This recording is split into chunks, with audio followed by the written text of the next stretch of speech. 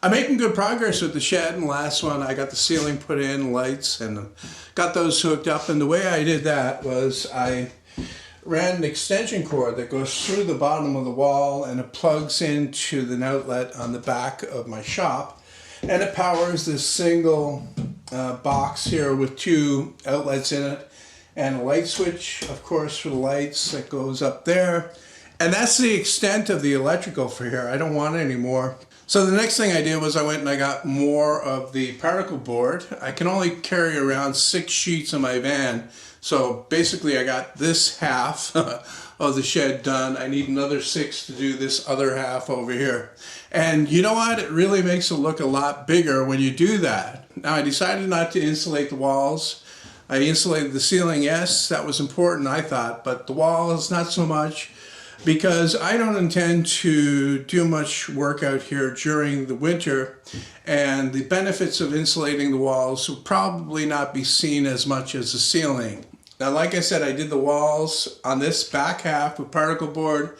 I started in this end over here by knocking out the old 2x6 shelves that I had there so I could clean up the wall. I decided not to take out the ones that were inside the wall. I just bent them down so they wouldn't be sticking out. That was a problem I had with those 2x6. Some of them were a little bit wider, and so they were sticking out about a 1/4 inch, so I just knocked them down on an angle and left them inside the wall. I have to admit that I actually put some, garbage inside the wall too. Not garbage, it was stuff that I, would have a problem getting rid of, like a piece of old cement board. Those old ceiling tiles that I had from the shop, where I replaced the ceiling tiles in there with some ones that I bought that I had no intention of using again. I stuck those inside the wall as well. I actually had some old foam, pour-in foam, that I poured onto some of those ceiling tiles, and I actually experimented with smearing it up the wall to see if it would, foam out type thing. And you know what? It worked a little bit, but I had to get rid of the foam anyway because it's around 10 years old and I have no intention of keeping it. So that was an interesting experiment to try to get rid of it. If you look behind me, there's something missing here. I actually covered up the window that was in here. A couple of reasons for that. One was to, try to make the lighting as even without any glares coming in. Also, solar heat gain from the, light coming in from that window. It's good in the winter, but I don't see myself being out here very often in winter anyway. Also, it's just easier. The window is not very good. It's just a single pane that I made in a homemade frame.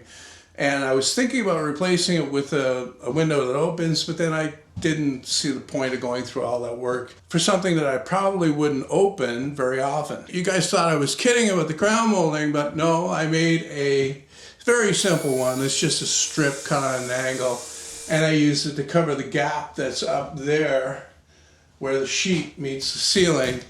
Very difficult to make that a nice tight fit there, and just not worth the effort, so I cut that strip to go up there instead. And of course I painted everything, including the ceiling, before I got started on the walls. And behind me right here, you can see I've got a lumber rack that I built quickly. And if you want to watch how I did that, there's a video on my main channel, and there's a link to that in the description. Basically, everything that was in the shop here, or in the shed, I keep calling this the shop. It's not the shop yet. Everything, all the lumber that was stored in here is now on this very simple lumber rack. I've also got a little bit standing in the corner there, plus some metal stuff. I actually ended the short of the corner there so I would have space to stand stuff up like that. And what this is going to do for me is everything's right there. I can see it. When I got a project to do, I can come out here and take stock of what I have and just use that material as I need it. I also moved my steel shelving unit over here. That's on wheels, you can see down there on the bottom. But I also screwed it to the wall up here so it won't tip over and it won't move. If I need to move it, of course, I just take the screws out and roll it wherever. But I think that's the perfect place for it right there. And as you can see, I've got it loaded up with some various stuff. Up on this shelf up here are round things. On the shelf below that are flat and square things. And below that is just some miscellaneous junk. And below that, more miscellaneous junk.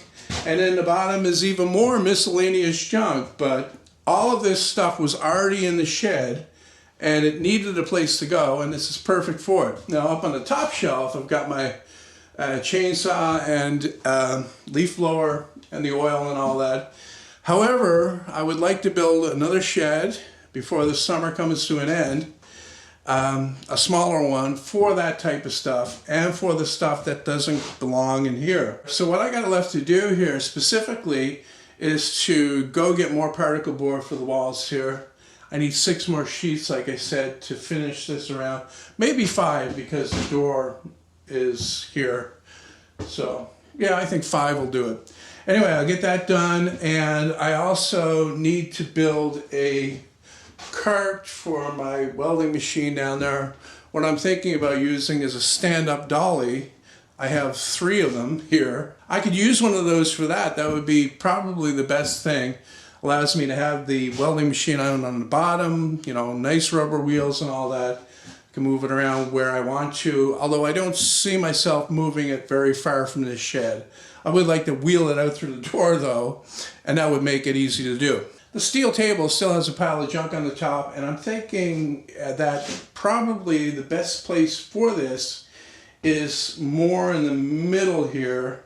I'm also seeing maybe a bench, a built-in bench across this back wall here that would have a workspace on top, mainly to pile junk on because I'm good at that, and drawers maybe below that, or shelves, open shelves. But yeah, a built-in bench over here, probably with say a row of drawers underneath that, and maybe open shelves underneath, or just open so I can stick stuff underneath.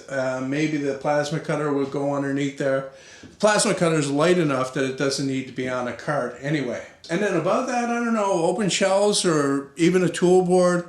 There's not a whole lot of tools that I use out here, but like in my shop, if they're hanging from the wall, I'm more likely to put them, you know, back after I'm done with them. That's the thing. If you have a place to put the tool after you're done using it, you're more likely to do that rather than just throw it on the bench or throw it on the table. Another thing is I still have things in my shop that need to come out here, like the belt grinder, and there's bits and pieces of steel all over the place in there as well.